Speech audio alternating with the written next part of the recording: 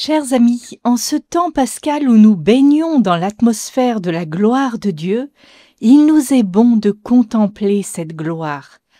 Car la gloire de Dieu s'est vraiment manifestée. Elle s'est donnée à voir dans le Christ. Pendant longtemps, elle s'était donnée à voir, mais d'une manière voilée, dans le feu, au Sinaï, dans le buisson ardent brûlant sans se consumer, dans la colonne de nuée guidant les Hébreux, dans la nuée lumineuse remplissant le temple de Dieu. Elle s'était aussi manifestée dans les hauts faits de Dieu, délivrant son peuple d'Égypte, à main forte et à bras étendus. Tout cela était glorieux, mais redoutable aussi, car nul ne pouvait approcher de cette gloire sans risquer la mort. Cependant, quand vint la plénitude des temps, nous dit saint Paul dans sa lettre aux Galates, Dieu a envoyé son Fils né d'une femme, afin de nous conférer l'adoption filiale. Et la preuve de cette adoption filiale, c'est que Dieu a envoyé dans nos cœurs l'esprit de son Fils qui crie « Abba, Père ». Ainsi donc le Père s'est approché de nous en son Fils.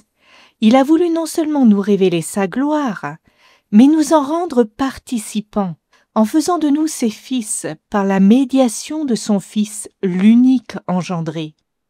C'est donc une gloire communicative par laquelle il a fait de nous ses héritiers. Nous voyons là le dessein bienveillant de Dieu qui veut se révéler à nous dans son amour tendre et miséricordieux, qui veut se faire connaître et nous attirer à lui pour nous sauver et nous rendre notre beauté première. Que Dieu ait voulu manifester sa gloire en son Fils, le prologue de saint Jean nous le dit clairement. Au commencement était le Verbe, et le Verbe était auprès de Dieu, et le Verbe était Dieu. D'où vient la gloire du Christ? Elle vient de ce qu'il est le Verbe de Dieu, la deuxième personne de la Trinité, Dieu né de Dieu, lumière née de la lumière, engendré non pas créé, consubstantiel au Père. Jésus comme Fils de Dieu est de même nature que le Père. Il est Dieu, et cette gloire propre à la divinité, il ne la perd pas en devenant homme né de Marie. Dans le Christ, il n'y a pas deux personnes, le Verbe et Jésus. Il n'y a qu'une seule personne. Et cette personne est divine. C'est le Verbe incarné qui a pris chair de la Vierge Marie de manière miraculeuse par l'Esprit Saint. Le Verbe assumant notre humanité sans perdre sa divinité. Donc nous comprenons que par essence, Jésus est porteur de la gloire divine. Seulement cette gloire, il a choisi de la voiler derrière le rideau de son humanité. Il ne la laissera transparaître que lors de la transfiguration, où sa chair elle-même deviendra toute lumineuse, manifestant ce qu'il est en lui-même, la lumière du monde et le temple de Dieu, le nouveau sanctuaire où nous pouvons rencontrer et adorer Dieu. Quand l'auteur de la lettre aux Hébreux évoque Jésus, le Fils de Dieu, établi héritier de toutes choses par son Père, voici ce qu'il en dit.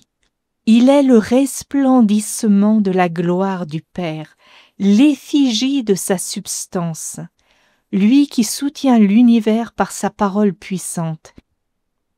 Certains courants ont voulu faire de Jésus une sorte de hippie, peace and love, ou un Che Guevara révolutionnaire, ou bien simplement un sage inspiré parmi les sages, au même titre que Bouddha, Moïse, Mahomet ou d'autres.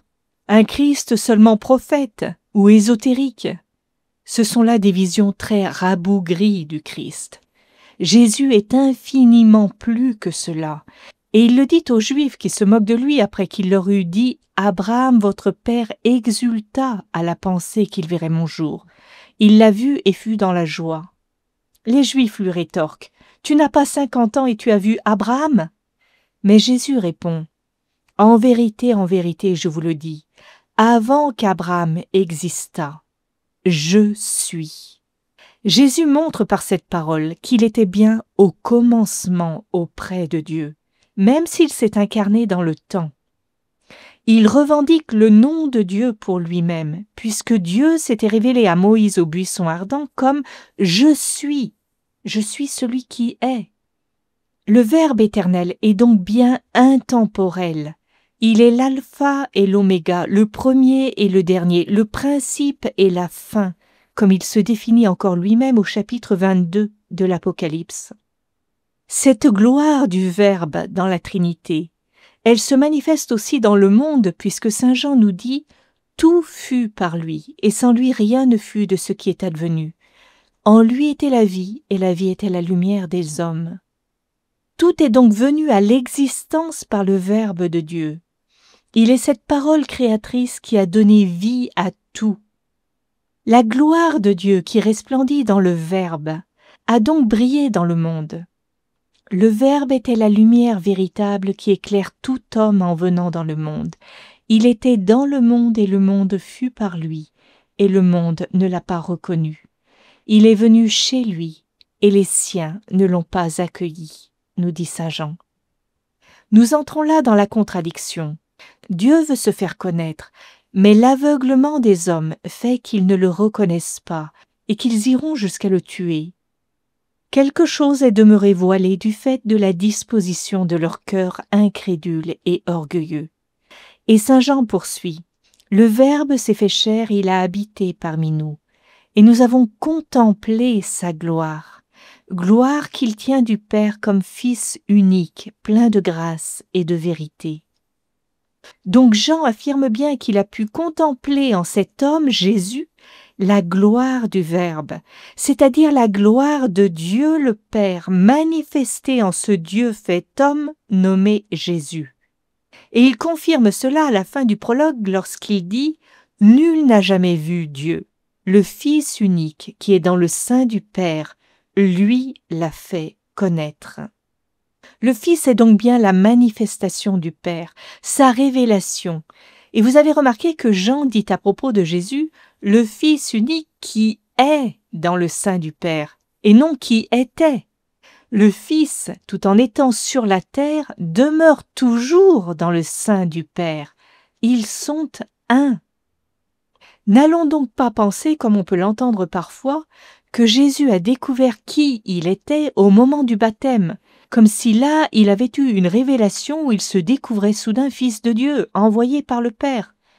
Non, de toute éternité, il est le Fils de Dieu. Et au temps de l'incarnation, il est l'envoyé du Père pour sauver les hommes. Et cette identité qui est la sienne, il la connaît, il sait cela. D'ailleurs, déjà à 12 ans, quand il reste au temple et que ses parents le retrouvent après 3 jours, et qu'ils lui disent leur inquiétude, que répond Jésus? « Pourquoi donc me cherchiez-vous? Ne saviez-vous pas que je dois être aux affaires de mon Père ?» Jésus dit cela devant Joseph. Il affirme donc bien que Joseph n'est pas son père, il est son père adoptif seulement. Son vrai père, c'est Dieu. Il a bien conscience d'être le Fils du Père éternel, ce qu'il ne cessera de redire aux Juifs, notamment dans l'Évangile selon saint Jean. « Je suis dans le Père et le Père est en moi. Je fais les œuvres de mon Père. Je ne fais rien de moi-même, mais ce que le Père fait, le Fils le fait pareillement, etc. » C'est bien cette transcendance revendiquée de Jésus qui exaspère les pharisiens du temple. Ce n'est pas la revendication de sa messianité, mais celle de sa filiation divine qui leur pose problème, parce qu'elle ne correspond pas à ce qu'ils pensaient du Messie. Et d'ailleurs tout le procès de Jésus tourne autour de cette identité de Fils de Dieu.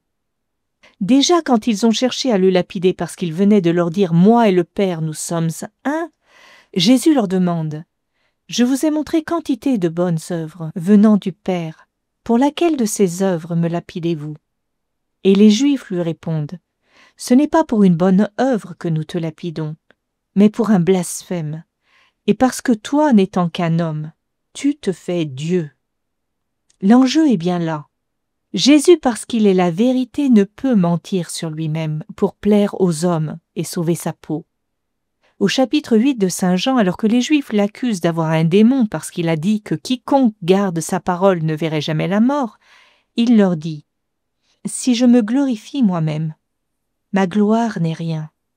C'est mon Père qui me glorifie, lui dont vous dites « Il est notre Dieu », et vous ne le connaissez pas, mais moi je le connais.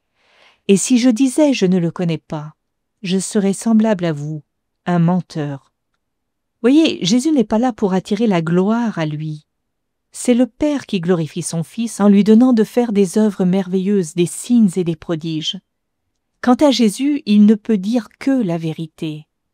Contrairement aux Juifs qui prétendent connaître Dieu et qui mentent parce qu'en vérité ils ne le connaissent pas, lui, Jésus, connaît Dieu, et en cela il dit la vérité. Il ne ment pas en disant qu'il le connaît. L'humilité, c'est la vérité sur soi. Jésus est véridique.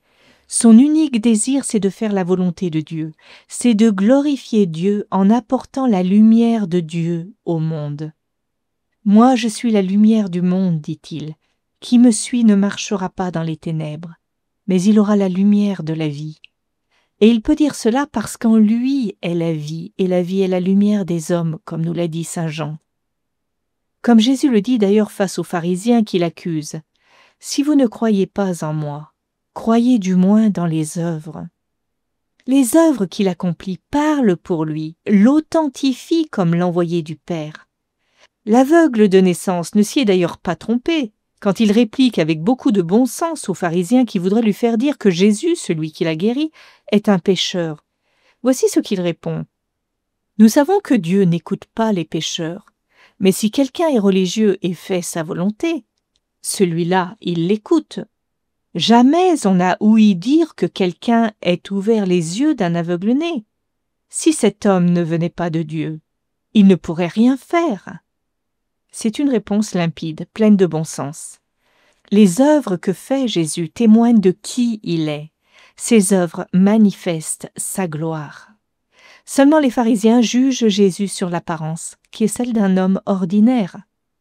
Dans la chair, ils ne voient pas resplendir la gloire du Fils de Dieu, fait remarquer saint Augustin. Et pourquoi ne voit-il pas cette gloire resplendir en Jésus ?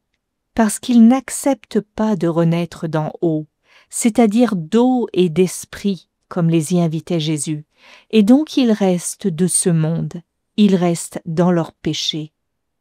C'est ce que leur dit Jésus au chapitre 8. « Vous, vous êtes d'en bas, moi, je suis d'en haut. Vous, vous êtes de ce monde, moi, je ne suis pas de ce monde. » D'où une incompréhension, un aveuglement. Et Jean ne peut que constater, le Verbe de Dieu est venu chez lui, et les siens ne l'ont pas accueilli.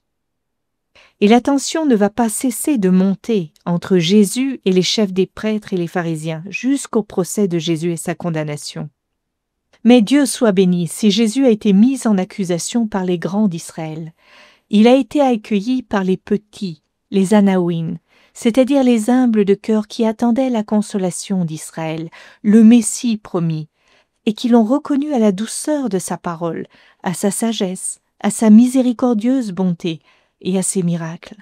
Ce sont ceux dont il est dit dans le prologue de saint Jean, « Mais à tous ceux qui l'ont accueilli, le Verbe a donné pouvoir de devenir enfants de Dieu, à ceux qui croient en son nom. » Les humbles ont vu et ont cru, à commencer par les bergers.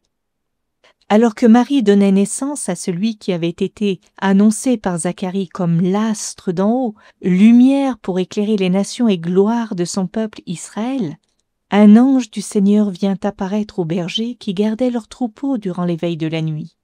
Et il nous est dit que la gloire du Seigneur les enveloppa de sa clarté. Ils furent saisis d'une grande crainte, mais l'ange les rassure et leur annonce la grande nouvelle. « Voici que je vous annonce une grande joie qui sera celle de tout le peuple. Aujourd'hui vous est né un Sauveur, qui est le Christ Seigneur, dans la ville de David. » Commence donc ici la manifestation de la gloire de Jésus, en cette naissance miraculeuse. Et on voit bien à quel point cette gloire n'a rien à voir avec les gloires de ce monde, puisque Jésus naît dans une grotte en plein hiver et non dans un palais douillet à Jérusalem. Il naît dans une famille pauvre, et la gloire qui transparaît dans cette naissance ne vient que de Dieu et des anges, c'est-à-dire d'en haut. C'est la gloire de Dieu qui enveloppe les bergers de leur clarté. C'est un ange qui annonce la grande joie. Et ensuite, c'est une troupe d'anges de l'armée céleste qui vient proclamer Gloire à Dieu au plus haut des cieux, et paix sur la terre aux hommes, objet de sa complaisance.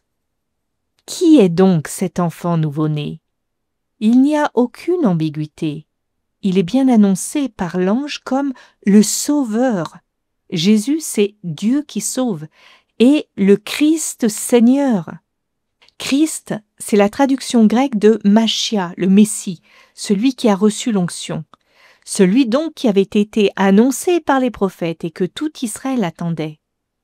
Mais ce Messie, ce Christ, est en même temps proclamé Seigneur par l'ange. Or, Seigneur, c'est un titre que l'Ancien Testament réservait jalousement à Dieu seul. Donc nous voyons bien que dès la naissance de Jésus, son identité est révélée. Le ciel ne laisse pas planer le doute sur l'identité de celui qui vient de naître à Bethléem.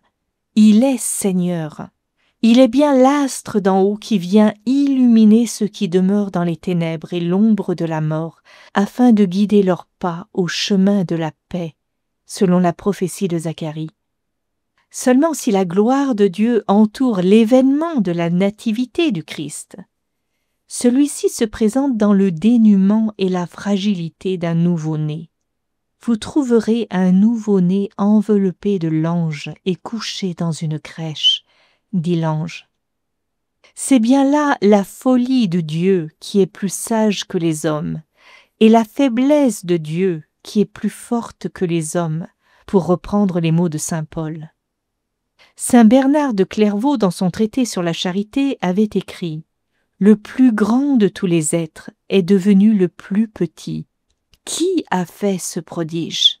L'amour. » Et nous avons là la clé de cette gloire cachée du Christ sous les traits de son humanité, de sa naissance à Bethléem, de son enfance à Nazareth, de son travail de menuisier auprès de saint Joseph. L'incarnation du Verbe est un grand mystère d'amour. Dieu ne veut plus s'approcher des hommes dans le tonnerre, le feu, les théophanies grandioses de l'Ancien Testament.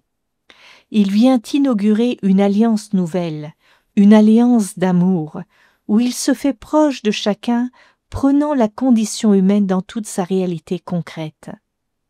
Ce n'est pas tant la gloire de sa puissance qu'il veut faire connaître, que la gloire de son amour et de sa miséricorde, et cela passe par l'abaissement.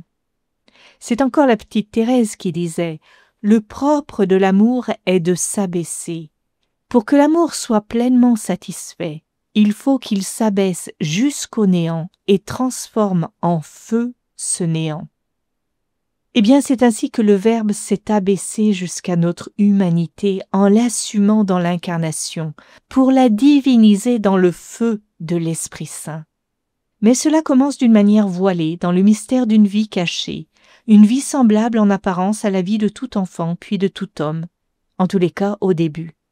Sauf qu'il nous est quand même dit que l'enfant grandissait, se fortifiait et se remplissait de sagesse.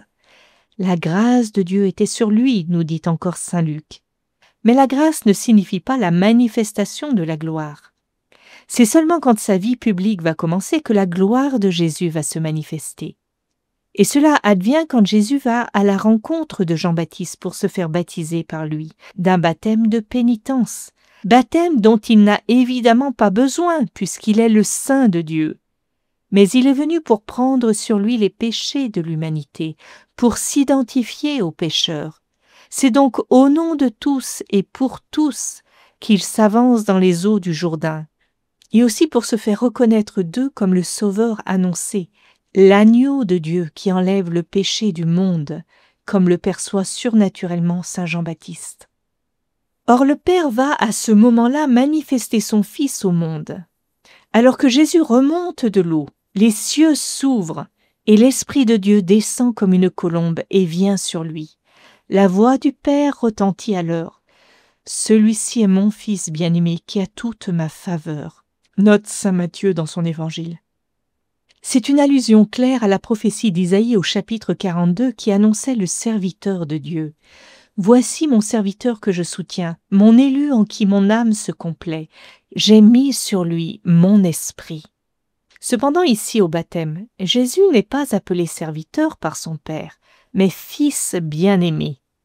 Donc la relation filiale vient compléter le caractère messianique de Jésus. Ce qui est intéressant, c'est que l'évangéliste Luc donne une autre phrase. Au lieu de faire référence à la prophétie d'Isaïe, Luc reprend un verset du psaume 2. « Tu es mon fils, lui dit Dieu, moi aujourd'hui je t'ai engendré. » Or dans ce psaume, il est question du Messie qui reçoit l'investiture royale sur Israël. Donc la voix céleste ici présente Jésus comme le roi Messie, intronisé au baptême, recevant l'onction royale par la présence du Saint-Esprit, c'est-à-dire celui qui oint, qui donne l'onction, et ceci dans le but d'établir le règne de Dieu dans le monde. Et d'ailleurs, les premières paroles de Jésus quand il commence à évangéliser, c'est justement l'annonce du règne de Dieu, qui est tout proche. Et donc c'est une invitation au repentir et à la conversion pour être rendu capable d'accueillir ce royaume de Dieu, qui, ne l'oublions pas, est au-dedans de nous, comme Jésus le dira par la suite. La royauté du Christ est sur les âmes, et elle consiste à faire entrer les hommes dans l'intimité du Père. À partir du baptême, la gloire de Jésus va donc se manifester au monde comme un dévoilement de ce qui avait été annoncé par les prophètes. Quand il commence sa prédication à Nazareth, que dit-il? Il ouvre le livre d'Isaïe dans la synagogue et lit « L'Esprit du Seigneur est sur moi, parce qu'il m'a consacré par l'onction, pour porter la bonne nouvelle aux pauvres. Il m'a envoyé annoncer aux captifs la délivrance et aux aveugles le retour à la vue, renvoyer en liberté les opprimés, proclamer une année de grâce du Seigneur. » Puis Jésus replie le livre, s'assoit et dit « Aujourd'hui s'accomplit à vos oreilles ce passage de l'Écriture. » Jésus se présente donc bien à son peuple comme l'envoyé du Père consacré par l'Esprit pour une mission de salut. Ce qui veut dire que dès le commencement, il manifeste qu'il ne vient pas là comme un roi de ce monde, chercher les honneurs de ce monde, lever une armée, bouter les Romains dehors. Non, il est le Seigneur qui apporte une libération bien plus essentielle que celle des envahisseurs. C'est du péché qu'il vient délivrer son peuple, puisque c'est le péché qui rend esclave, comme il le dira dans sa prédication. En fait, la gloire de Jésus va se révéler être du même ordre que la gloire de Dieu manifestée dans l'Ancien Testament. Je vous avais dit la semaine dernière que la gloire de Dieu se manifestait de plusieurs manières. Par sa puissance créatrice, par ses hauts faits, par sa sagesse dans le don de la loi, par sa lumière rayonnante. Eh bien, Jésus va aussi manifester cette gloire de Dieu par sa prédication, par sa parole qui va toucher les cœurs, éclairer les intelligences, susciter le bien. Les gens sont enthousiastes. C'est lui le prophète annoncé par Moïse, disent certains, tandis que d'autres s'exclament après l'avoir entendu, c'est le Messie. Même les Samaritains touchés par le témoignage de la femme samaritaine qui revient leur dire « Cet homme m'a dit tout ce que j'ai fait » et donc qui le prient de rester avec eux pour leur parler, sont conquis par la parole de sagesse du Christ.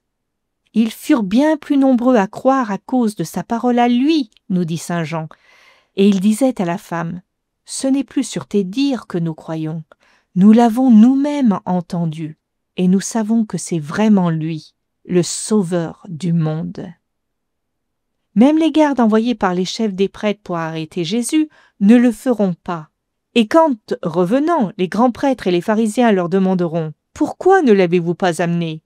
Les gardes répondront « Jamais homme n'a parlé comme cet homme. » Jésus est non seulement la sagesse divine, mais sa parole est aussi porteuse de la puissance créatrice, cette puissance par laquelle Dieu dit et cela est, comme il nous est dit dans le premier chapitre de la Genèse. Tous les miracles qu'opère Jésus révèlent sa puissance et sa gloire. Il maîtrise les forces de la nature, puisqu'on le voit apaiser les tempêtes, marcher sur l'eau. Or cela est une prérogative divine. Dans le psaume 65, on peut lire cette prière adressée à Dieu. « Toi, Seigneur, qui maintiens les montagnes par ta force, qui apaises le fracas des mers, le fracas de leurs flots. » Dieu seul peut commander aux éléments de la nature. Or nous voyons que Jésus manifeste précisément la gloire de sa divinité par sa parole toute puissante sur la création. Jésus se présente aussi comme celui qui guérit, qui libère et qui recrée.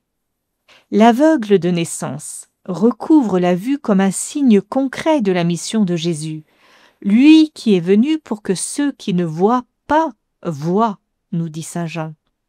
L'œuvre qu'il accomplit pour la vision physique est le signe de ce qu'il opère pour la vision spirituelle.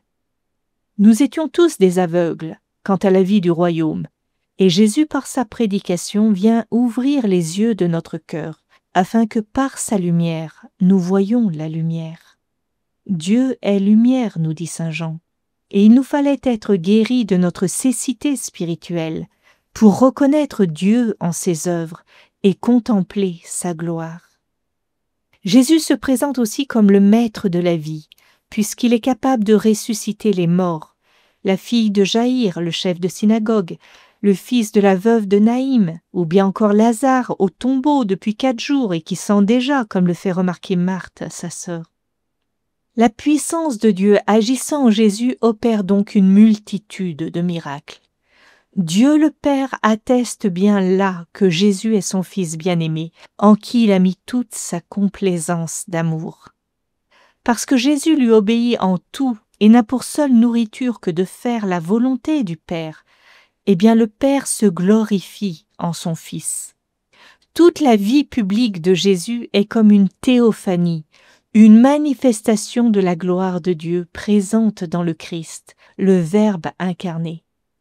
Cette gloire est sagesse et puissance, mais elle est aussi rayonnement de la lumière dans la transfiguration et épanchement de l'amour qui sauve dans le mystère pascal. Et c'est ce que nous verrons la prochaine fois.